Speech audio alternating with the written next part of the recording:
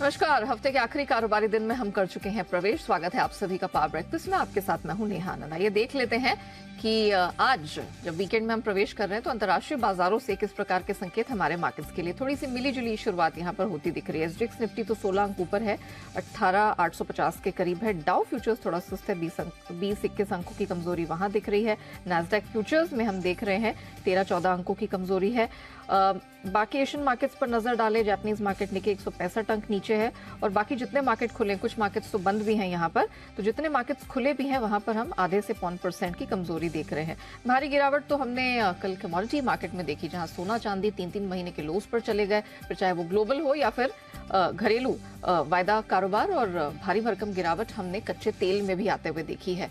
तो क्या कुछ हुआ है अंतर्राष्ट्रीय बाजारों में कि इस प्रकार की बड़ी भारी उठापटक देखने को मिली है? पूरी डिटेल लेकर मेरे सहयोगी दीपांशु हमारे साथ जुड़ चुके हैं। दीप, मॉर्निंग। कल ऐसा क्या हो गया कि इस तरह की वोलेटिलिटी, गिरावट आ गई? कैसे देखें इसे?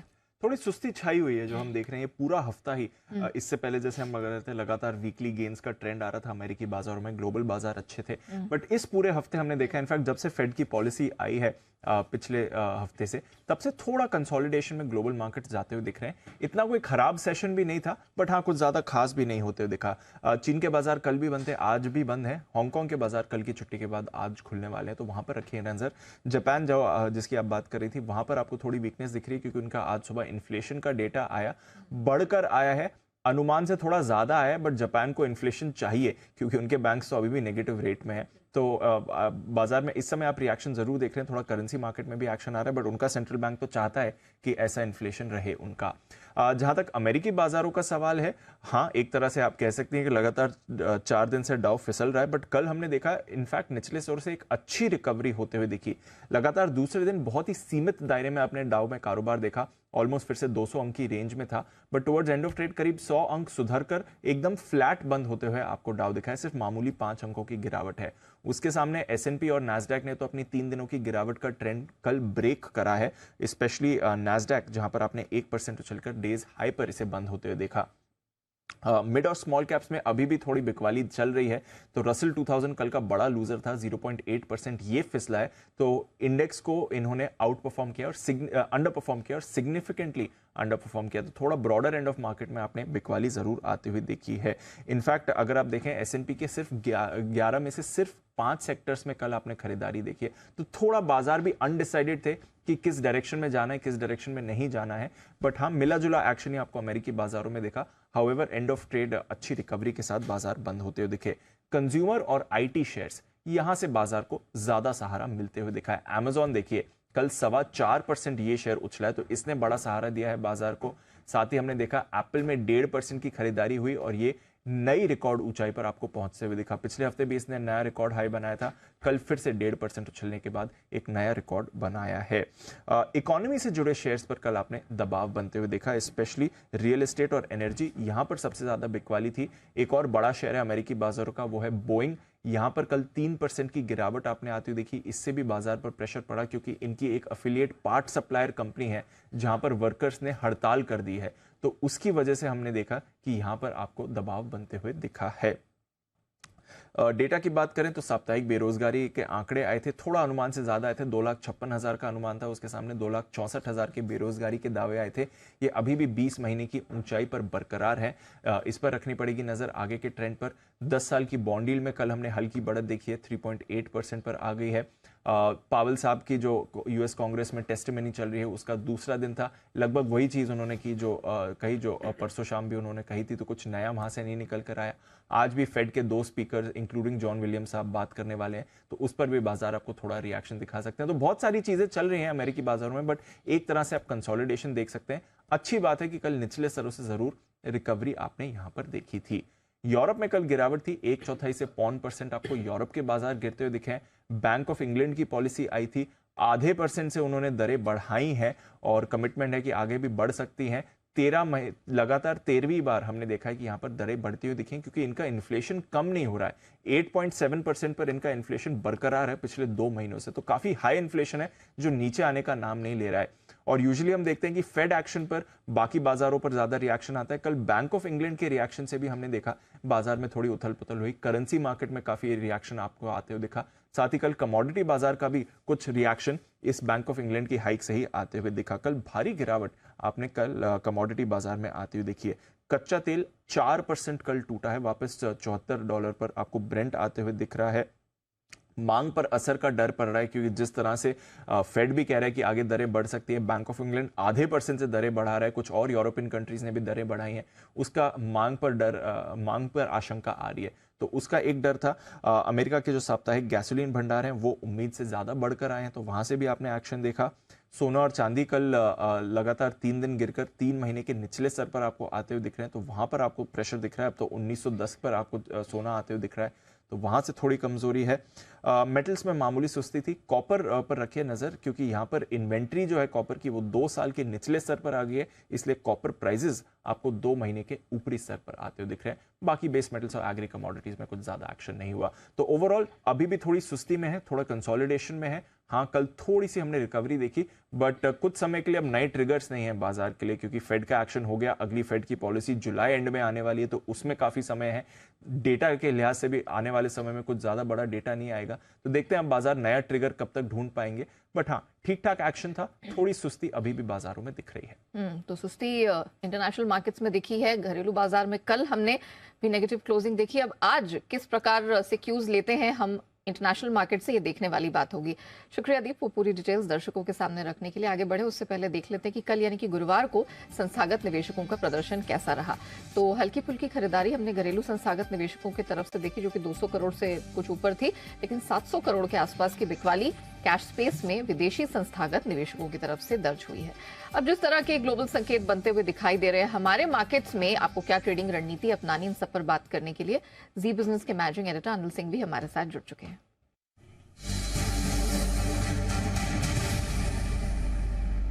सर मॉर्निंग, जिस तरह का मूवमेंट कल हमने इंटरनेशनल मार्केट में देखा और हमारे मार्केट्स ने कल एक्सपायरी के दिन जैसा परफॉर्म किया, सर आज क्या सलाह होगी दर्शकों के लिए?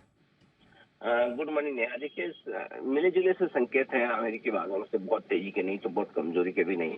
भारतीय बाजार भी रेंज में ही ट्रेड कर रहे हैं। ऊपरी स्तरों पर लाइफ टाइम हाई के आसपास हम जहाँ पहुंचते हैं वहां पर प्रॉफिट बुकिंग आ जाती है, और निचले स्तरों पर वापस बार बार दिन के दौरान सपोर्ट लेने की भी कोशिश कर रहा है बाजार। तो आज से शुरुआत होने के बाद बाजार को किसी एक तरफ डायरेक्शन देना चाहिए। अगर पहले ऊपर की तरफ डायरेक्शन बनता है तो वहां पर प्रॉफिट बुक करके फिर से इंतजार करेंगे नीचे की तरफ खरीदारी करने का, और पहले अगर कमजोर होकर अच्छे सपोर्ट लेवल के आसपास आते हैं तो वहीं से खरीदारी कर लेंगे। तो दोनों तरफ के ट्रेडिंग के मौके आपके लिए बन सकते हैं, निफ्टी बैंक निफ्टी दोनों में। कल थोड़ा सा ब्रॉडर मार्केट में प्रॉफिट बुकिंग का माहौल दिखा है। कैश मार्केट के स्टॉक्स थोड़े से कमजोर होते दिखे हैं। आमतौर पे 1-1.5 दिन 2 दिन तक का करेक्शन जनरली रहता है, तो हो सकता है थोड़ी बहुत हल्की फुल्की नरमी आज आपको फिर से देखने को मिले। और इस नरमी वाले माहौल में अगर निफ्टी 18,660 18,725 की रेंज में आता है तो वो आपके लिए एक खरीदारी का अच्छा मौका बनता हुआ दिखेगा। इस रेंज में आपको टुकड़ों टुकड़ों में थोड़ा थोड़ा खरीदारी करने की कोशिश करनी चाहिए। ऊपरी स्तरों पर 18,825 18,875 ये वो रेंज है जहां पर आपको मुनाफा वसूली आती हुई दिखेगी। ऐसे में इस रेंज में आप प्रॉफिट बुकिंग कर सकते हैं, और एग्रेसिव ट्रेडर्स हैं तो शॉर्ट भी कर सकते हैं।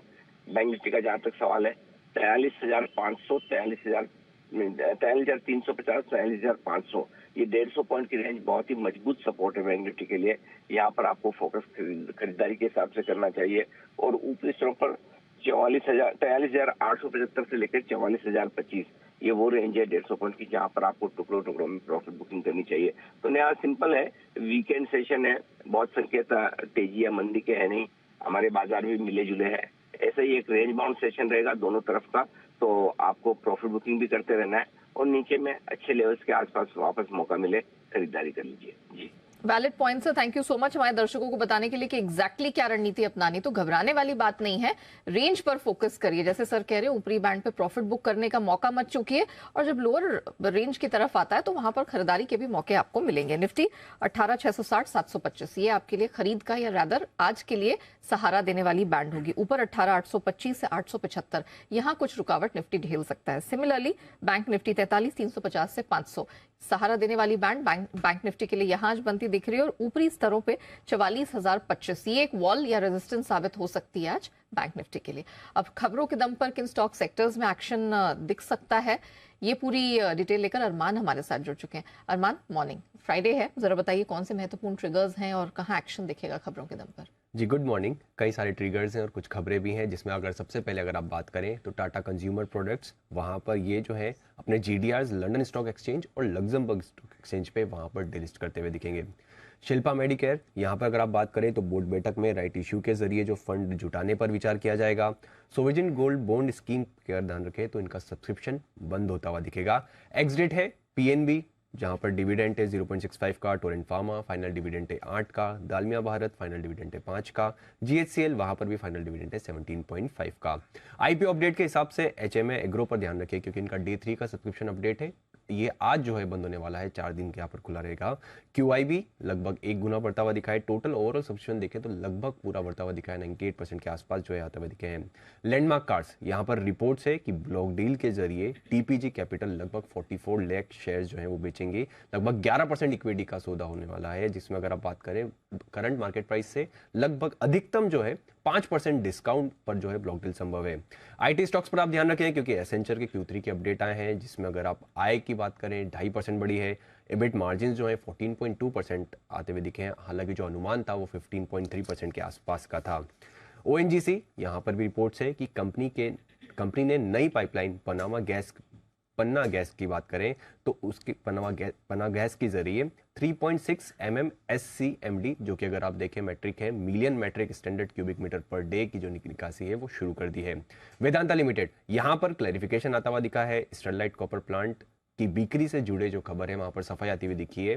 कंपनी ने कहा है कि स्टरलाइट कॉपर प्लांट की बिक्री की खबर गलत है, आधारहीन है, और कंपनी इस खबर का खंडन करती है। BPCL 28 जून को बोर्ड बैठक में पूंजी जुटाने पर विचार किया जाएगा, जिसमें अलग अलग माध्यम के अलावा भी अगर आप देखें तो राइट इश्यू से भी जो है रकम जुटाने पर विचार किया जाएगा।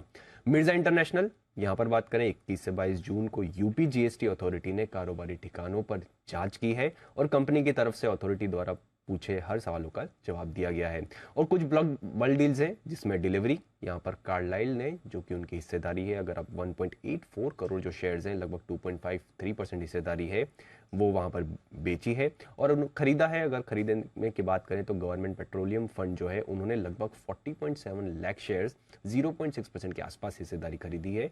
और प्रमोटर फंड एक्शन में क्राफ्ट्समैन ऑटोमेशन, यहाँ पर प्रमोटर ग्रुप ने लगभग आप 3.78% हिस्सेदारी जो है बेची है। अब उनकी अगर आप बात करें ग्रुप S मुरली साहब जो है, वहां पर हिस्सेदारी 9% से घटकर 5.3% के आसपास हो गई, और ये ओपन मार्केट के जरिए 22 जून को हिस्सेदारी घटाई गई।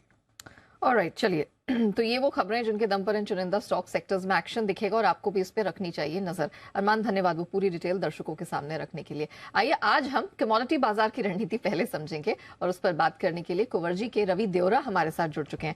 रवि जी, मॉर्निंग, बहुत स्वागत है। बहुत उठापटक हमने देखी है, खासतौर से बुलियन और एनर्जी स्पेस में। चलिए सबसे पहले गोल्ड सिल्वर के साथ ही शुरुआत करते हैं, जो इंटरनेशनल मार्केट हो या घरेलू बाजार, दोनों में ही 3-3 महीने के लोज पर है। आज आपकी क्या सलाह होगी, गिवन द फैक्ट कि सोना 500 रुपए की कमजोरी लेकर बंद हुआ है और चांदी 900 रुपए की? Good morning. Definitely, काफी uncertainties in terms of policy as well as in terms of economic growth है, तो लग रहा है कि शायद गोल्ड आगे जाके थोड़ा जो सपोर्ट है वो ये इकोनॉमिक अनसर्टनिटी से ले। हालांकि मुझे लग रहा है कि सिल्वर में एक अच्छा मौका है, एंड सिल्वर ने अपना इम्पोर्टेंट सपोर्ट इंटरनेशनल मार्केट में जो 2270 का सपोर्ट था वो ब्रेक कर दिया है, तो मुझे लग रहा है वहाँ पे दबाव जारी रह सकता है। 68,500 के करीब सिल्वर को सेल किया जा सकता है with stop loss of 69,000। Down side मुझे लग रहा है कि 67,200 तक के लेवल आपको इंट्राडे में दिखने चाहिए, तो गोल्ड थोड़ा एक रेंज बाउंड रहेगा, बट मुझे लग रहा है कि सिल्वर में सेलिंग का क्लियर मोमेंटम है। जुलाई कॉन्ट्रैक्ट में आप सेल करके वहाँ पे व्यापार कर सकते हैं। ओके, तो गोल्ड आज आप अवॉइड करेंगे, आप ये कह रहे हैं? या डेफिनेटली, एंड अगर 7,800 मिलता है तो वहां पे मैं कॉन्ट्रैक्ट कॉल लेके बाय भी करना चाहूंगा। अच्छा, कच्चे तेल में क्या करना है, क्योंकि कल हमने देखा 262 रुपए का करेक्शन वहां पर भी आया है। और डेफिनेटली कल बड़ी गिरावट थी एंड पर्टिकुलर जो बैंक ऑफ इंग्लैंड की पॉलिसी उसके बाद ये गिरावट गहरा है, क्योंकि सप्लाई का कोई ज्यादा इशू नहीं था, बट मार्केट को लग रहा है कि जो पॉलिसी अभी फिर से टाइटनिंग हुआ 50 बेसिस पॉइंट से टाइटनिंग, तो आगे जाके इकोनॉमिक ग्रोथ के रिलेटेड प्रॉब्लम है वो फिर से रीइमर्ज हो रहा है। तो मुझे लग रहा है कि कल 4.5% की गिरावट के साथ क्लोज हुआ था। हालांकि ये स्टीप गिरावट के बाद थोड़ा उछाल के लिए वेट करें, 5,750 के करीब अगर थोड़ा शॉर्ट कवरिंग मिलता है वहाँ पे बेच है, जैसे स्टॉप लॉस ऑफ 5,800, टारगेट 5,600 का रहेगा। मुझे लग रहा है कि आज के दिन पे और गिरावट यहाँ पे गहरा सकते हैं, पर सेल एंड राइज की स्ट्रेटेजी वहाँ पे रखती है। Very well Ravi ji, thank you so much हमारे साथ जुड़ने के लिए, बताने के लिए कि कहाँ कहाँ है कमाई के मौके। तो सेल करके चलना है, सोना तो दायरे में ट्रेड करेगा, तो अगर आप अवॉइड भी करें चलेगा। सेल ऑन राइस चांदी में अपनानी है 67,200 के डाउनसाइड टारगेट के लिए, और कच्चा तेल उसकी भी रणनीति आपके सामने है। 5600 तक का टारगेट दिखेगा, लेकिन आपको सेल करना है जब 5750 मिले तब, और ऐसी स्थिति में 5800 का stop loss. Market expert Shrikant Chauhan हमारे साथ जुड़ चुके हैं इक्विटी मार्केट पर रणनीति सुझाने के लिए। श्रीकांत जी, गुड मॉर्निंग सर, बहुत स्वागत है आपका। सर, हमने चौतरफा पिटाई होते हुए देखी है, हर इंडेक्स जो है वो लाल निशान में बंद हुआ है और दिग्गज स्टॉक्स में प्रेशर दिखा है। जरा बताइए बैंकिंग स्पेस में आज कहां नजर होगी, because barring a few blue chips हमने अधिकतर गिरावट ही देखी है। या गुड मॉर्निंग। तो देखिए, बिल्कुल बैंक स्टॉक्स में हमने अच्छी खासी बिकवाली देखी है, और मुझे लगता है कि थोड़ा और वीकनेस यहाँ से बिल्कुल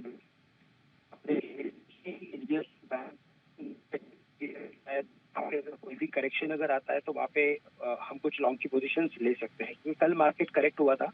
अगर आज मार्केट अगर और करेक्ट होता है बाय 125 पॉइंट, यानी कि अगर हम 18,700 के करीब अगर जाते हैं तो वहाँ पे HDFC बैंक को लॉन्ग किया जा सकता है। लेकिन करंट लेवल से अगर शॉर्ट करना है तो मुझे लगता है कि इन लेवल्स पे एक्सिस बैंक को कुछ शॉर्ट किया जा सकता है। करंट लेवल्स जो उसके चल रहा है वो 966 के हैं, और अगर करेक्शन आता है तो ये स्टॉक वापस एक बार 950 तक आ सकता है। ओके, और ऐसी स्थिति में स्टॉप लॉस क्या होगा? और स्टॉप लॉस हमें रखना पड़ेगा यहाँ पे 974 का, जो तकरीबन यहाँ से 10 रुपए ऊपर है। ओके, और आपको इस मार्केट में क्या पसंद आ रहा है, मतलब खरीदारी करके चलना चाहेंगे या शॉर्ट्स की स्ट्रैटेजी आज के लिए होंगी? देखिए, कल के दिन में हमने करेक्शन देखा है, अगर आज इनिशियली और अगर करेक्शन होता है तो मुझे लगता है वहाँ पे वापस कुछ खरीदारी की जा सकती है। और HCL टेक्नोलॉजीज, मुझे लगता है कि यहाँ पे अच्छा खासा एक मोमेंटम बना हुआ है, और कल के दिन में करेक्शन भी था, तो 1160 के करीब HCL टेक्नोलॉजीज में लॉन्ग के 1140 का स्टॉप लॉस रखे। हमें लगता है स्टॉक 1200 से लेकर 1220 के टारगेट दिखा सकते हैं, तो कम से कम 1200 के टारगेट्स के लिए HCL टेक्नोलॉजीज को लॉन्ग का ट्रेड बना के जा सकते हैं। अगर शॉर्ट करना है तो मुझे लगता है कि कुछ NBFCs में भी हमने कल काफी अच्छा एक प्रॉफिट टेकिंग या प्रेशर देखा था। वहाँ पे बजाज फाइनेंस जो 7,050 के करीब ट्रेड कर रहा है, यहाँ पे लगता है कि और बिकवाली बनेगी, और ये स्टॉक एक बार 6,000 के लेवल्स दिखा सकता है। तो 6,800 के टारगेट्स के लिए करंट लेवल से बजाज फाइनेंस को शॉर्ट करें, स्टॉप लॉस रखें यहाँ पे 7,100 का। Alright, Shrikant ji, thank you so much sir हमारे साथ जुड़ने के लिए, बताने के लिए कि किस किस सेक्टर में किस तरह के मौके। तो सर ने क्लियरली कहा एक्सिस बैंक बेच के चले 950 के टारगेट के लिए, 974 का आपका स्टॉप लॉस होगा।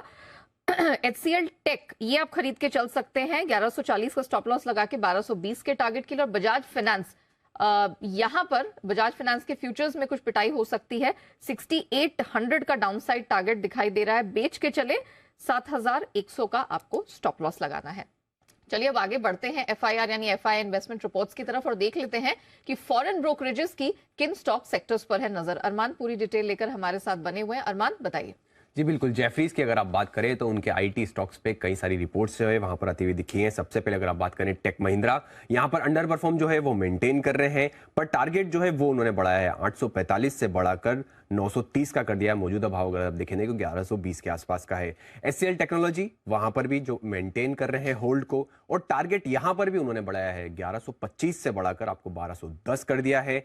और कोफोर्ज की अगर आप बात करें तो वहां पर जो होल्ड की राह है वो तो मेंटेन कर रहे हैं, और टारगेट यहां पर भी बढ़ाया है, 3,760 से बढ़ाकर 4,150 कर दिया है। और अंत में अगर आप बात करें LTI माइंट्री पर, यहां पर भी जो अंडर परफॉर्म की राह है वो तो मेंटेन कर रहे हैं और टारगेट भी बढ़ा रहे हैं। टारगेट अगर 3,810 का था वो बढ़ाकर 4,100 कर दिया है।